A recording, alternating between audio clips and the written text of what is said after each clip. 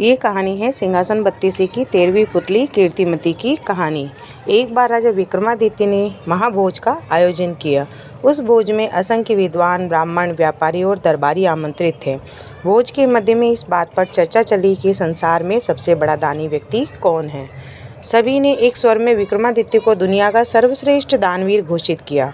राजा विक्रमादित्य लोगों के भाव देख रहे थे। तभी उनकी नज़र एक ब्राह्मण के ऊपर पड़ी जो अपनी राय नहीं दे रहा था, लेकिन उसके चेहरे के भाव से स्पष्ट प्रतीत होता था कि वह सभी लोगों के विचारों से सहमत नहीं है। विक्रम ने उससे उसकी चुप्पी का मतलब पूछा तो वह डरते हुए बोला कि सबसे अलग राय देने पर कौन उसकी बात मानेगा। राजा ने उसका विचार पूछा तो वह बोला कि वह असमंजस की स्थिति में पड़ा हुआ है। अगर वह सच नहीं बताता तो उसे झूठ का पाप लगता है और सच बोलने की स्थिति में उसे डर है कि राजा का कोपभाजन बनना पड़ेगा। अब विक्रम की जिज्ञासा और बढ़ गई। उन्होंने उसकी स्पष्टवादिता की बुरी बुरी प्रशंसा की तथा उसे निर्भय होकर अपनी बात कहने को कहा। तब उसने कहा कि महाराज, विक्रमादित्य बहुत बड़े दानी हैं। यह बात सत्य है, पर इस भूलोक पर सबसे बड़े दानी नहीं हैं। यह सुनते ही सब चौंक पड़े। सबने विस्मित होकर पूछा, क्या ऐसा हो सकता है? उस पर उस ब्राह्मण ने कहा कि समुद्र पार एक राज्य है जहाँ का राजा की कीर्तिध्वज जब तक 1,00,000 स्वर्ण मुद्राएं प्रतिदिन दान नहीं कर देता तब तक वह अन्न जल भी ग्रहण नहीं करता है। अगर यह बात असत्य प्रमाणित होती है तो वह ब्राह्मण कोई भी दंड पाने को तैयार था। राजा ने विशाल भोज कक्ष में निस्तब्धता छा गई। ब्राह्मण ने बताया कि कीर्तिध्वज के राज्य में वह कई दिनों तक रहा और प्रतिदिन स्वर्ण मुद्रा लेने गया। सचमुच ही कीर्तिध्वज 1,00,000 स्वर्ण मुद्राएं दान करके ही भोजन ग्रहण करता है। यही कारण है कि भोज में उपस्थित सारे लोगों की हाँ में हाँ उसने नहीं मिलाई। राजा विक्रमादित्य ब्राह्मण की स्पष्टवादिता से प्रसन्न हो गए और उन्होंने उसे पारितोषिक देकर सादर विदा किया। ब्राह्मण के जाने के बाद में राजा विक्रमादित्य ने साधारण वेश धारण किया और दोनों वेतालों का स्मरण किया। जब दोनों वेताल उपस्थित हुए तो उन्होंने उन्हें समुद्र पार राजा की कीर्तिध्वज के राज्य में पहुंचा देने को कहा। बेतालों ने पलक झपकते ही उन्हें वहां पहुंचा दिया। कि कीर्तिध्वज के महल के द्वार पर पहुंचने पर उन्होंने अपना परिचय उज्जैन के नगर में एक साधारण नागरिक के रूप में दिया तथा की कीर्तिध्वज से मिलने की इच्छा जताई। कुछ समय बाद जब वे की कीर्तिध्वज के सामने उपस्थित हुए तो उन्होंने उसके यहाँ नौकरी की मांग की। कि कीर्तिध्वज ने जब पूछा कि वे कौन सा काम कर सकते हैं तो उन्होंने कहा कि जो कोई नहीं कर सकता वह काम वे करके दिखा सकते हैं। राजा की कीर्तिध्वज को उनका जवाब पसंद आया और विक्रमादित्य को उनके यहाँ पर नौकरी मिल गई। वे द्वारपाल के रूप में नियुक्त हो गए।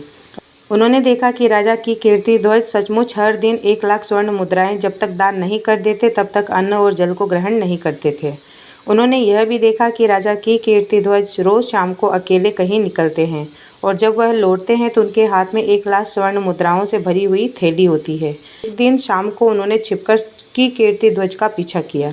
उन्होंने देखा कि राजा की कीर्तिध्वज समुद्र में स्नान करके एक मंदिर में जाते हैं और एक प्रतिमा की पूजा अर्चना करके खोलते तेल में की कढ़ाई में कूद जाते हैं।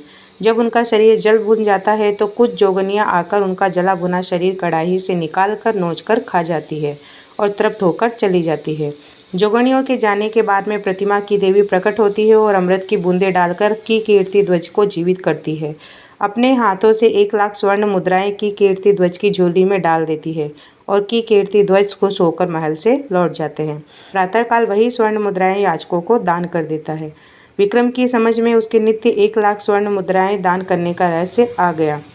अगले दिन राजा की कीर्तिध्वज के स्वर्ण मुद्राएं प्राप्त कर चले जाने के बाद में विक्रम ने भी नहा धोकर देवी की पूजा की और तेल की कढ़ाई में कूद गए। जोगनियाँ जब उनके जले भुने शरीर को नोचकर खाकर चली गई तो देवी ने उनको जीवित किया। जीवित करके जब देवी ने उन्हें स्वर्ण मुद्राएं देनी चाहिए तो उन्होंने यह कहकर मना कर दिया कि देवी की कृपा ही उनके लिए सर्वोपरि है। यह क्रिया उन्होंने 7 बार दोहराई। 7वीं बार देवी ने उनसे बस कहने को कहा और उनके लिए कुछ भी मांग लेने को कहा। विक्रम इसी अवसर की ताक में थे। उन्होंने देवी से वह थैली की मांग की जिससे स्वर्ण मुद्राएं निकलती थी। जो ही देवी ने वह थैली उन्हें सौंपी, चमत्कार हुआ। मंदिर, प्रतिमा सब कुछ गायब हो गए। अब दूर दूर तक केवल समुद्र तट ही दिखाई देता था। दूसरे दिन जब की कीर्तिध्वज वहां आए तो बड़े ही निराश हुए। उनका वर्षों का 1 लाख स्वर्ण मुद्राएं दान करने का नियम टूट गया। वह अन्न जल को त्याग कर अपने कक्ष में असहाय पड़े हुए थे। उनका शरीर क्षीण होने लगा। जब उनकी हालत बहुत अधिक बिगड़ने लगी तो विक्रम उनके पास में गए और उनकी उदासी का कारण जानना चाहा। उसने विक्रम को जब सब कुछ खुद बता दिया तो विक्रम ने उन्हें देवी वाली थैली देते हुए कहा कि रोज़ रोज़ कड़ाही में कूदकर प्राण गंवाते देखकर वे द्रवित हो गए थे, इसलिए उन्होंने देवी से वह थैली ही सदा के लिए मांग ली। वह थैली राजा कीर्ति ध्वज को देकर उन्होंने उस वचन की भी रक्षा कर ली जो देकर उन्हें कीर्ति ध्वज के दरबार में नौकरी मिली थी। उन्होंने सचमुच वही काम कर दिखाया जो कोई भी नहीं कर सकता था। राजा कीर्ति ध्वज ने उनका परिचय पाकर उन्हें सीने से लगाते हुए कहा कि वे सचमुच इस धरा पर सर्वश्रेष्ठ दानवीर है, क्योंकि उन्होंने इतनी कठिनाई के बाद भी प्राप्त स्वर्ण मुद्राएं प्रदान करने वाली थैली ही बेझिझक दान कर डाली, जैसे कोई तुच्छ वस्तु हो।